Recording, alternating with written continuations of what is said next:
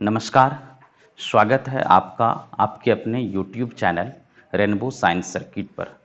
आज हम लोग क्लास 10th के बायोलॉजी जीव विज्ञान के पहले अध्याय जैव प्रक्रम लाइफ प्रोसेस को पढ़ने जा रहे हैं।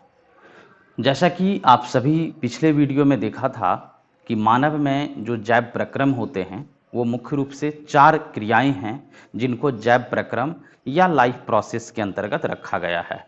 और आपने पहले से भी जाना है कि जो 4 क्रियाएं हैं उनमें पोषण है जिसको न्यूट्रिशन कहते हैं अंग्रेजी में, श्वसन रेस्पिरेशन, वहन या परिवहन उसको ट्रांसपोर्टेशन, और फिर लास्ट है उत्सर्जन एक्सक्रीशन। तो कुल मिलाकर के 4 जैव प्रक्रम होते हैं मानव में, जो मुख्य रूप से क्या होता है कि सजीवों में जीवन के अनुरक्षण के लिए काफ़ी आवश्यक होते हैं। आइए आज हम लोग उसी श्वसन को आगे बढ़ाते हैं, क्योंकि श्वसन के बारे में आपने पहले से जान रखा है, पहले से पढ़ रखा है। उसी श्वसन को आगे करते हैं और श्वसन में भी बहुत ही इम्पॉर्टेंट टॉपिक है आज जानना हम लोगों को, मानव में श्वसन, रेस्पिरेशन इन ह्यूमन। और ह्यूमन मानव के बारे में आप जानते हैं कि मानव एक स्तनधारी जंतु है, मैमलिया वर्ग का ये जंतु है। और जितने भी स्तनधारी वर्ग के जंतु होते हैं उनमें श्वसन की क्रिया फेफड़े के द्वारा होती है। जनरली क्या होता है, श्वसन में हम लोग ये समझते हैं कि सांस लेने और छोड़ने की क्रिया है, जबकि यह उससे भी बढ़कर के एक जटिल क्रिया होती है श्वसन। और श्वसन की क्रिया जो होती है हम लोग डेली लाइफ में यही समझते हैं कि नाक के द्वारा संपन्न होता है, जबकि नाक तो बस सांस को अंदर ले जाने का एक अंग है। और श्वसन का जो मुख्य अंग है हमारे शरीर में वह फेफड़ा होता है। उस पर भी हम बात करेंगे कि श्वसन के लिए कौन कौन से अंग हमारे शरीर में उत्तरदायी होते हैं। सबसे पहले शुरुआत करते हैं, लिखा गया है मानव में श्वसन की क्रिया को संपन्न करने के लिए कई अंग सामूहिक रूप से उत्तरदायी होते हैं। इन्हीं अंगों के समूह को मानव श्वसन तंत्र या ह्यूमन रेस्पिरेटरी सिस्टम कहते हैं।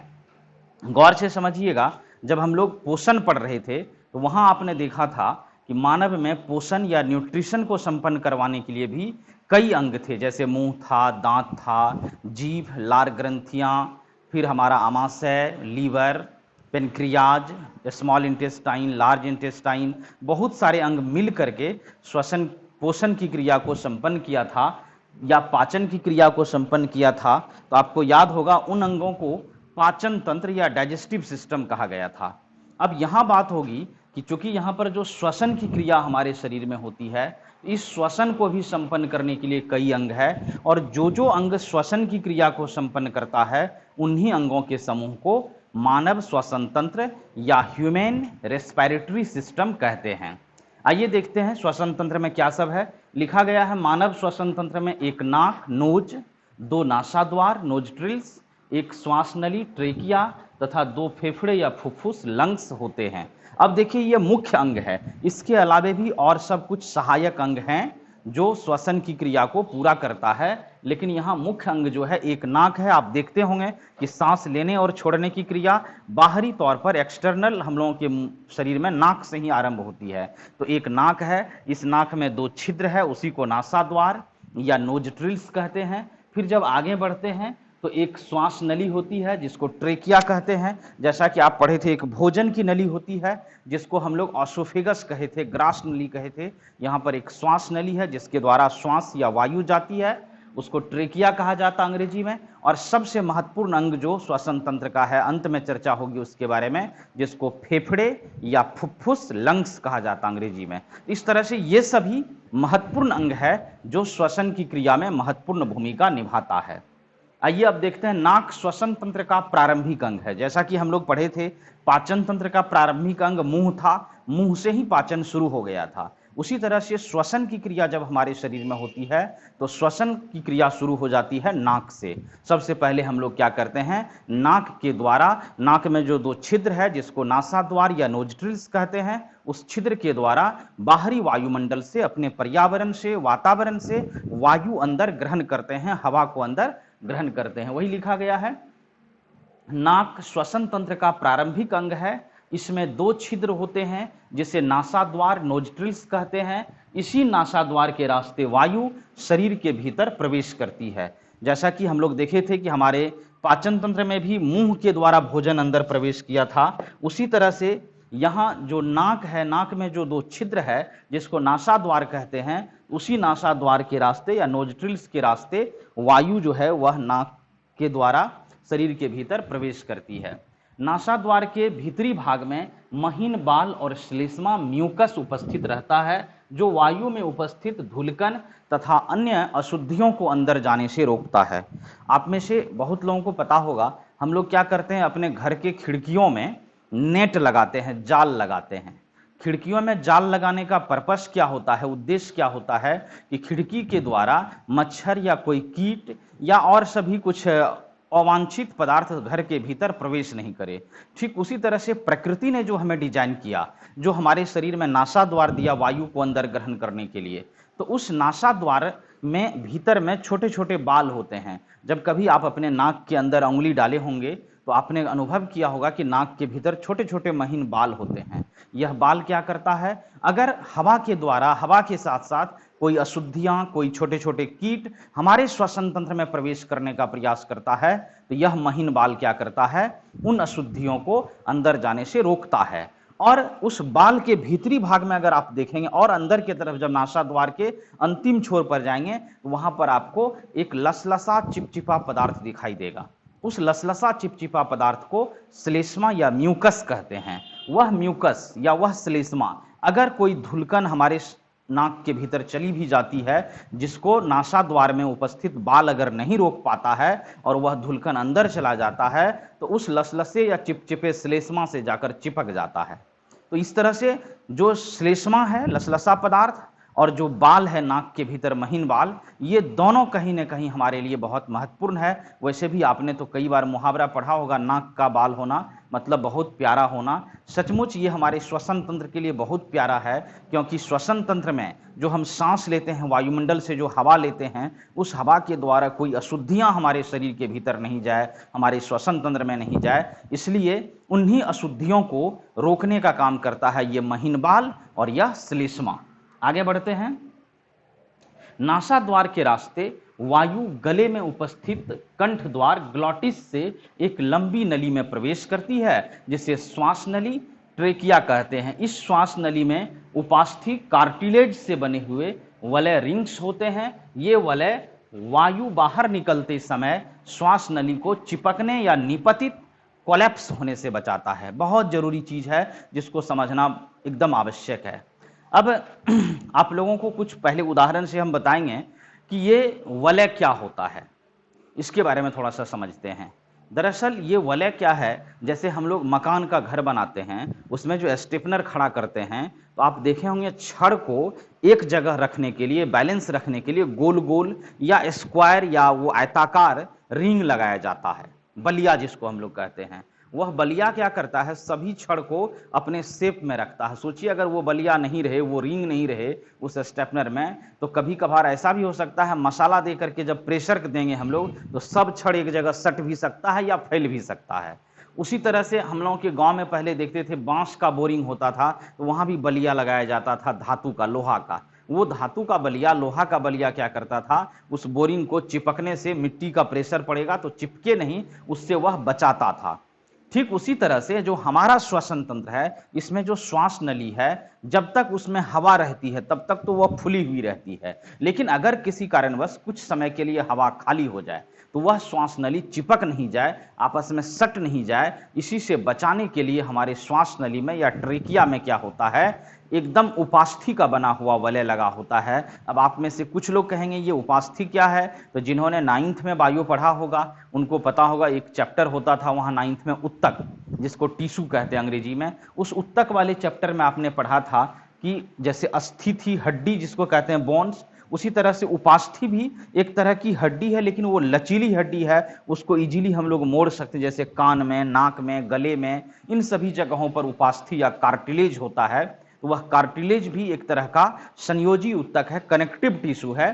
तो उस उपास्थि से बना हुआ गोल गोल वलय रहता है, कैसे, हमारे ट्रेकिया में। उसको थोड़ा सा डायग्राम के द्वारा हम समझने का प्रयास करेंगे।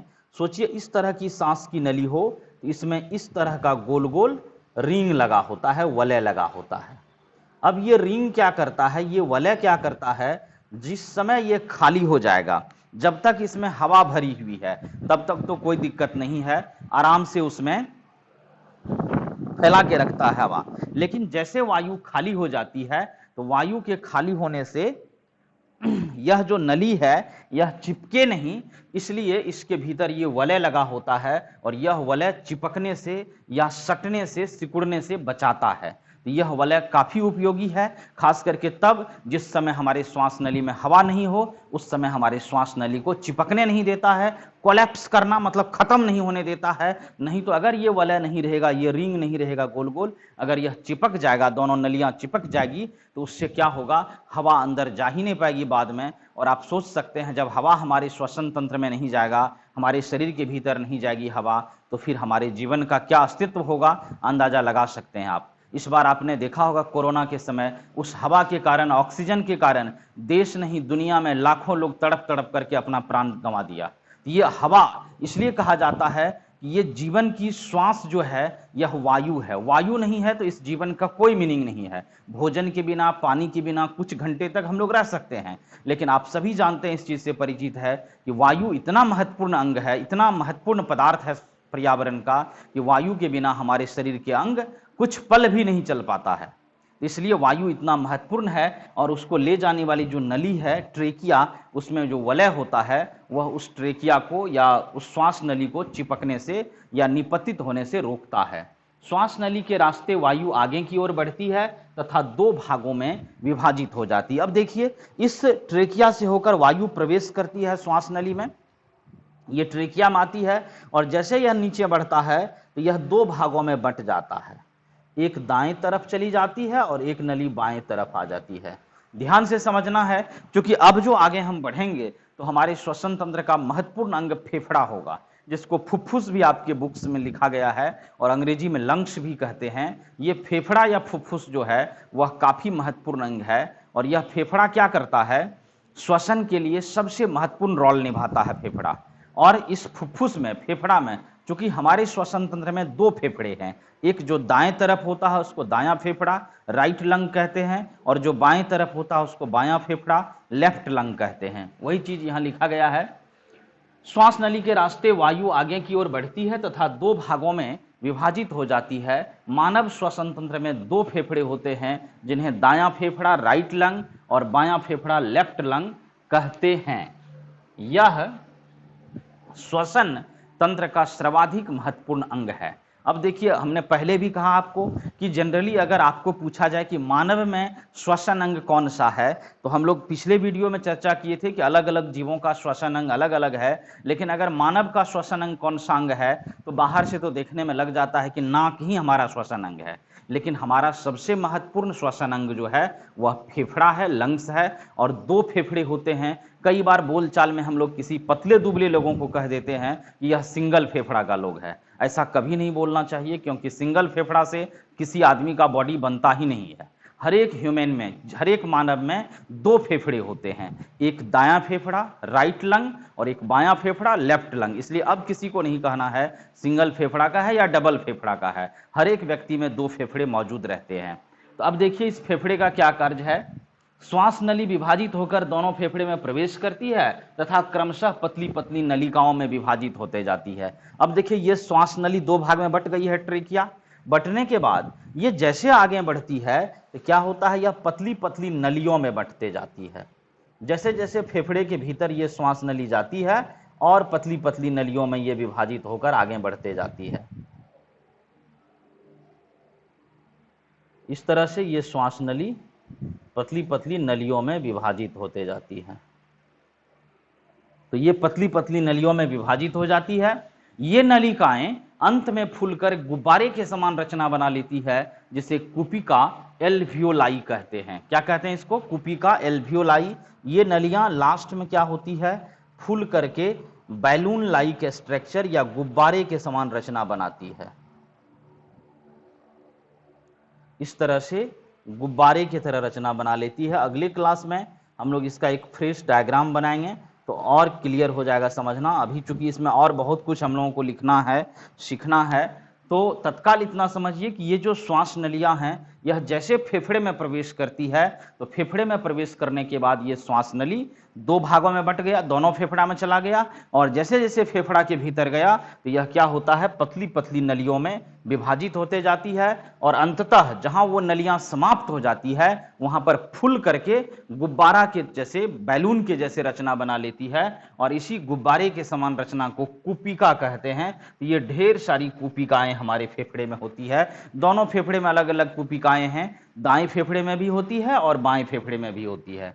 अब आगे देखिए, कुपिका फेफड़े के भीतर गैसों के विनिमय एक्सचेंज के लिए विस्तृत क्षेत्रफल उपलब्ध करवाती है। अब जो ये कुपिका है, तो अगर ये सिर्फ नली रहती, इसको आप ऐसे समझ सकते हैं, अगर ये नली रहती और यहीं पर ये बंद हो जाती तो इसका क्षेत्रफल, और ये नली है और लास्ट में फूल गई है, इसका क्षेत्रफल, तो इसके सतह का क्षेत्रफल, इतना दूर का क्षेत्रफल और इस सतह का क्षेत्रफल, स्वाभाविक है इसका क्षेत्रफल अधिक होगा।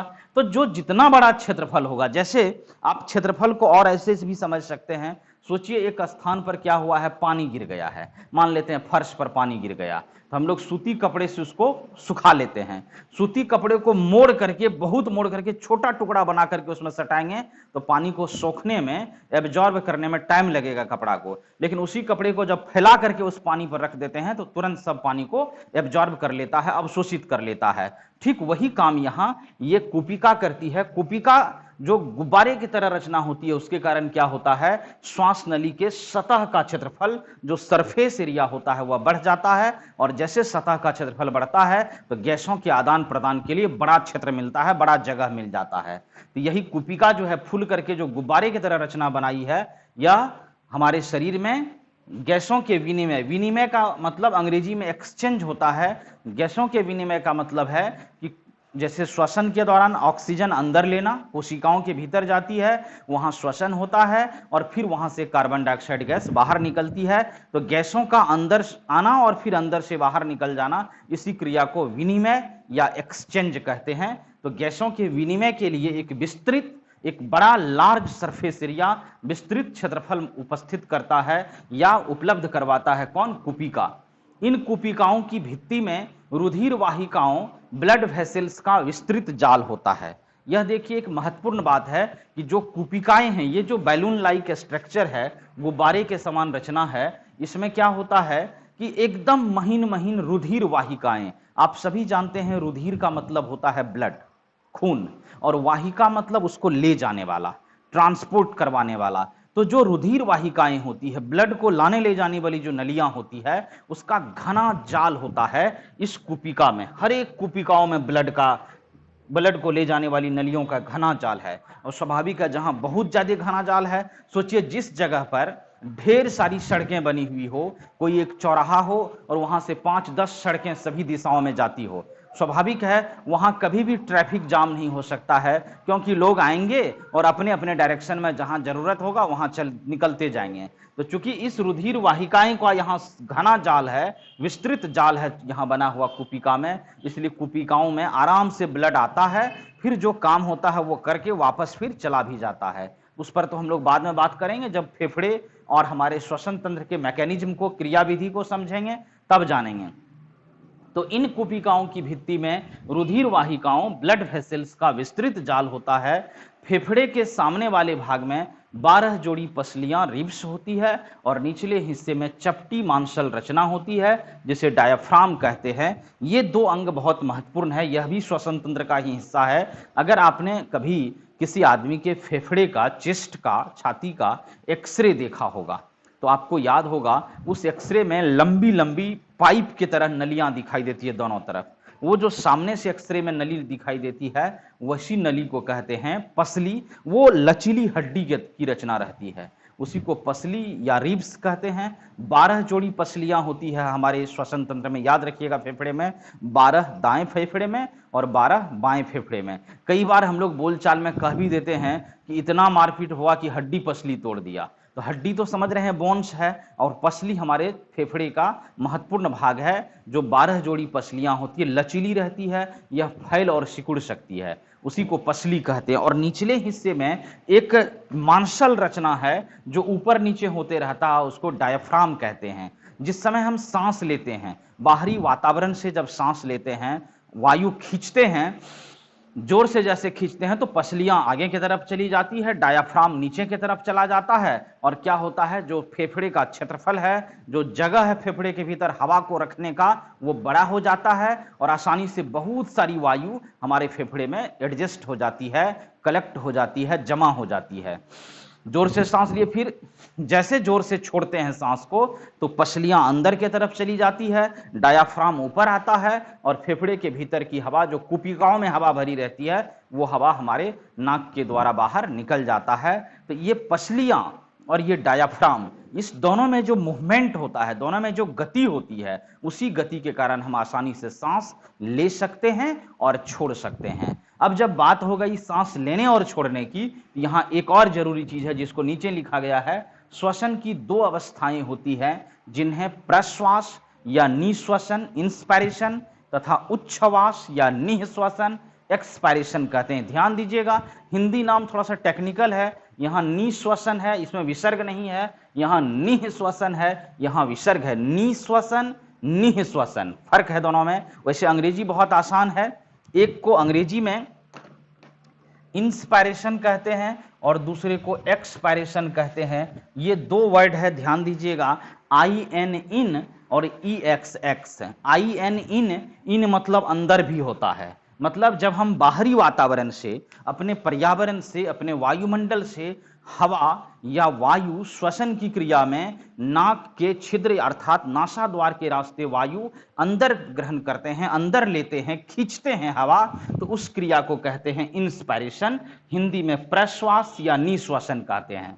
और जो वायु अंदर खींचते हैं वह हमारे कोशिकाओं में जाती है, कोशिका में जाने के बाद वहां श्वसन की क्रिया संपन्न होती है, ऊर्जा का निर्माण होता है, साथ में कुछ अवांछित गैसें, नाम आप जानते होंगे कार्बन डाइऑक्साइड गैस, वो बनती है और उन कार्बन डाइऑक्साइड गैस या अन्य गैसों को शरीर से बाहर निकाला जाता है। तो उसको जब श्वसन के बाद हम बाहर निकालते हैं तो उस क्रिया को उच्छ्वास या निःश्वसन एक्सपायरेशन कहते हैं। एक्स का मतलब होता है बाहर करना, इन मतलब अंदर करना, एक्स मतलब बाहर करना। तो श्वसन की क्रियाओं में मुख्य रूप से दो स्टेज होते हैं, दो अवस्थाएं होती है।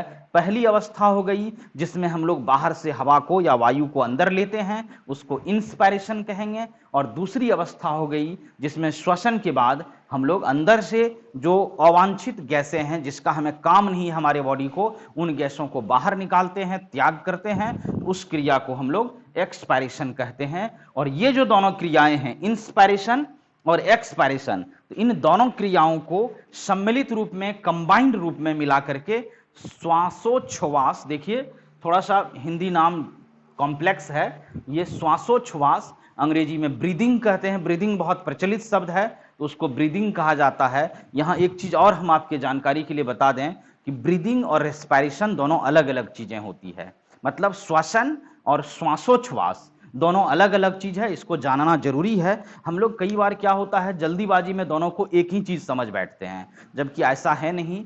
ब्रीदिंग जो है, जो श्वासोच्छ्वास है, वह एक सामान्य क्रिया है जो बाहर में आपको दिखता है। क्या दिखता है कि सांस ले रहे हैं, छोड़ रहे हैं, ले रहे हैं, छोड़ रहे हैं, ये ब्रीदिंग है जो बाहर से आप देख सकते हैं, समझ सकते हैं। लेकिन श्वसन उसी ब्रीदिंग का एक जटिल रूप है, विशाल रूप है। और ब्रीदिंग का जटिल रूप कैसे है कि ब्रीदिंग तो उसमें शामिल है ही श्वसन में, उसके बाद हमारे शरीर के भीतर कोशिकाओं में पहुंचती है वो हवा, वहां ऊर्जा जो बनती है, भोजन को तोड़ करके ऊर्जा का निर्माण होता है, साथ में कुछ जो अवांछित गैसें हैं कार्बन डाइऑक्साइड वो निकलती है, और तब जाकर के बाहर जब हम छोड़ देते हैं उस जहरीली गैसों को, तो ये पूरी क्रिया श्वसन है। तो कह सकते हैं श्वसन एक जटिल क्रिया है जो शरीर के बाहर भी कुछ पार्ट उसका संपन्न होता है, कुछ भाग, और कुछ भाग, अधिकांश भाग शरीर के भीतर संपन्न होता है। जबकि जो श्वासोच्छ्वास है या जो ब्रीदिंग है, यह शरीर के बाहर ही संपन्न होने वाली क्रिया है। कुल मिला के आप कह सकते हैं कि श्वसन का बाहरी रूप जो हमें दिखता है, सांस लेना और छोड़ना, वो ब्रीदिंग है, जबकि श्वसन एक जटिल जैव प्रक्रम है, कॉम्प्लेक्स कह सकते हैं। ये लाइफ प्रोसेस है जिसमें बाहरी वातावरण से कोई भी जीव सांस लेता है, शरीर के भीतर उस वायु की उपस्थिति में भोजन को तोड़ता है, ऊर्जा का निर्माण करता है और कुछ गैसें उत्पन्न करता है, उन गैसों को फिर शरीर से बाहर निकालता है। ये पूरी क्रिया कहलाती है श्वसन, रेस्पिरेशन। और ब्रीदिंग जो है, श्वासोच्छ्वास, उसी श्वसन का एक छोटा सा पार्ट होता है जिसमें बाहरी वातावरण से सांस लेना और छोड़ना शामिल होता है। तो मुझे उम्मीद है कि आपको श्वसन और श्वासोच्छ्वास में फर्क समझ आ गई होगी। अब हम लोग फिर से एक बार रिव्यू लेते हैं कि आज के क्लास में आपने श्वसन तंत्र के बारे में जाना।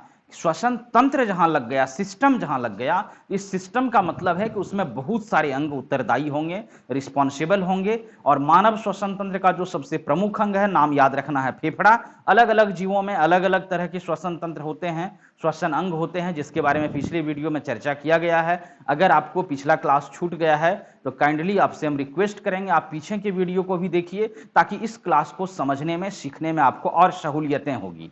तो आज की क्लास में हम लोग श्वसन तंत्र पर चर्चा किए कि कौन कौन से अंग है, उनका क्या कार्य है। अब जब नेक्स्ट क्लास इसका होगा, इस श्वसन तंत्र में एक क्लास और होगा जिसमें हम लोग इस पर चर्चा करेंगे कि आखिर ये अंग कार्य कैसे करते हैं। अभी तक तो आपने अंगों को जाना, कौन कौन से अंग हैं, फिर वो कैसे कहाँ स्थित हैं। अब जानेंगे ये अंग कैसे काम करते हैं, इनकी क्रियाविधि क्या है, इनका मैकेनिज्म क्या है, इस पर भी चर्चा होगी अगली क्लास में।